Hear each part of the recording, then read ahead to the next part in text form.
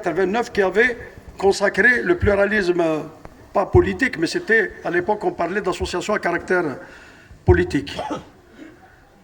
Le RCD, la création du RCD, l'aboutissement de longs combats menés par des générations de militants des années 70, pour l'essentiel des enfants, des élèves de Mouloud Maamri, qui ont marqué, qui étaient à l'origine d'Avril 80, de 81, de 85, autour des questions telles que, évidemment, l'identité, la reconnaissance constitutionnelle tamazigh, mais aussi des questions de société, d'émancipation sociale, telles que les droits de l'homme, la pluralité politique, la pluralité syndicale,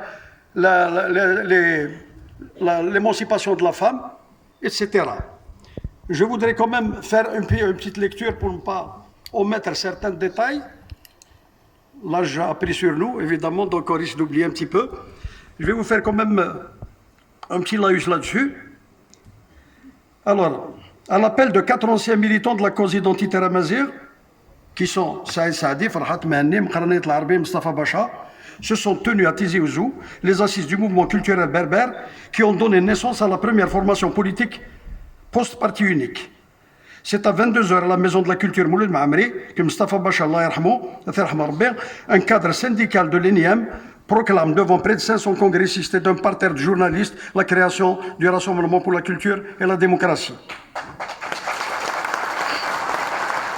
Les résolutions de l'Assemblée plénière revendiquent le pluralisme politique non encore adopté officiellement, la réhabilitation de l'identité algérienne dans sa triple dimension amazigh, arabe et musulmane, l'abolition du code de la famille qui instaure la discrimination entre les sexes, la liberté syndicale garante de la justice sociale et de la modernisation de l'économie qui doit intégrer la liberté d'entreprendre.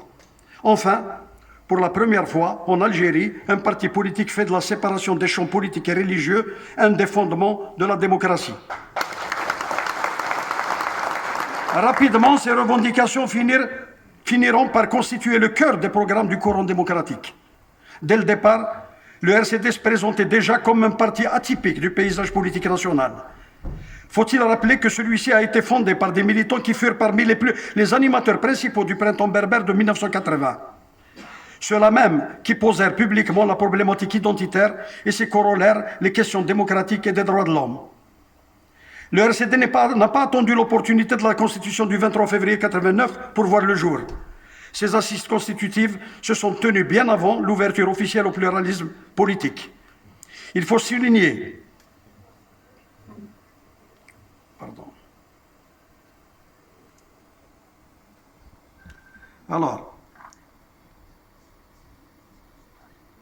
Alors, dès le départ, le RCD se présentait déjà comme un parti atypique du paysage politique national. Faut-il rappeler que celui-ci a été fondé par des militants qui furent parmi les principaux animateurs du printemps 80, ceux-là même qui posèrent publiquement la problématique identitaire et ses corollaires, la question démocratique et les droits de l'homme.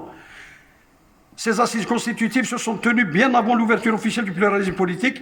Il faut souligner que les événements tragiques du 5 octobre 88 avaient préfiguré une nouvelle ère en rupture avec l'ordre politique ancien.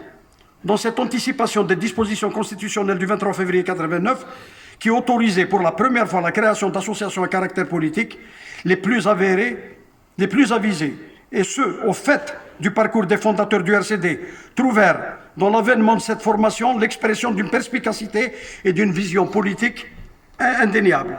D'autres, pour le moins détracteurs, invétérés ou carrément partisans d'une approche uniciste de l'expression politique en Kabylie et ont vu la main des officines occultes.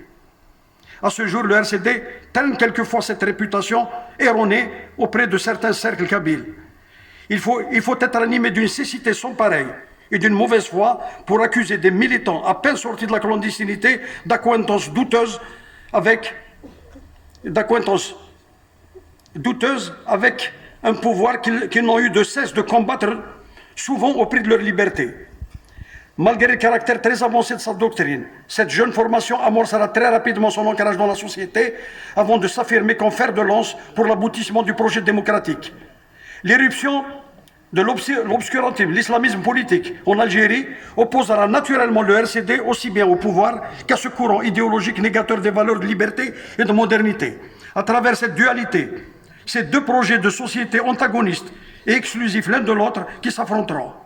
C'est dans un climat de tension extrême où l'Algérie subira un processus sanglant, sans précédent, que le RCD s'affirmera comme un acteur incontournable sur la scène nationale. Ses adhérents en conviction bien trompées engageront une lutte pacifique mais résolue pour la sauvegarde nationale. 123 de ses meilleurs militants perdront la vie assassinés par la bête immonde. Connu pour ses positions sans concession et prônant un discours de vérité, le RCD sera à l'origine de tous les débats porteurs de valeurs d'émancipation. Il sera l'auteur des questions lancinantes telles que la laïcité, l'identité, le statut de la femme, la réforme de l'école, les libertés démocratiques, l'économie de marché, etc. Autant de sujets tabous qui finiront par imprégner la société. Il est vrai que ce projet novateur est porté à l'origine par des hommes et des femmes aux compétences avérées et à la fois inébranlables en une Algérie moderne, démocratique et républicaine. Pour avoir eu l'honneur d'être un des membres fondateurs et parmi les principaux bâtisseurs de ce redoutable instrument de combat, j'ai eu le privilège d'y avoir côtoyé des personnalités à la dimension hors norme, dont la compétence politique et l'engagement patriotique étaient des vertus cardinales. On sait...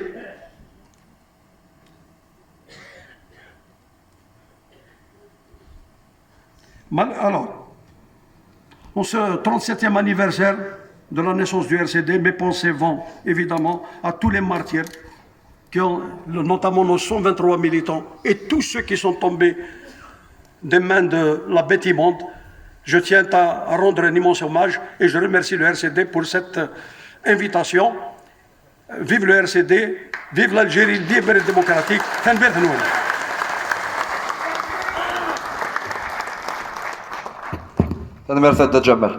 Donc, étant contraint sur le plan temporel, je demanderai aux invités qui prendront la parole par la suite d'être succincts. Non pas que nous ne souhaiterions les écouter jusqu'au bout, même s'étaler, ça serait une richesse et un plaisir de les écouter jusqu'au bout, mais étant contraint, je vous demanderai s'il vous plaît d'être succinct. Donc, Adsi ou Rimas Hamou Boumdine, afin qu'il me rejoigne sur scène.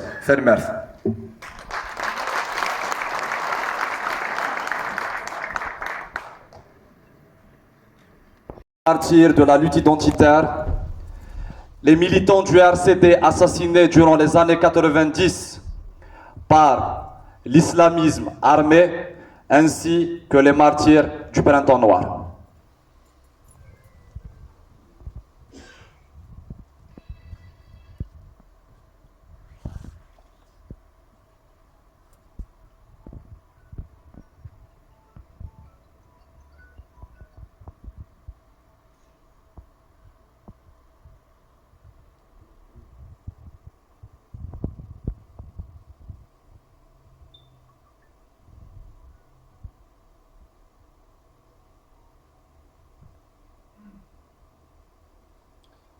Merci.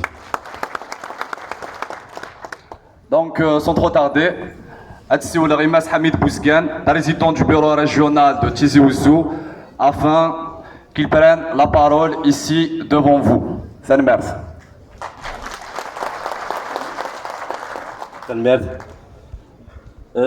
سيسم وسلواي بوهران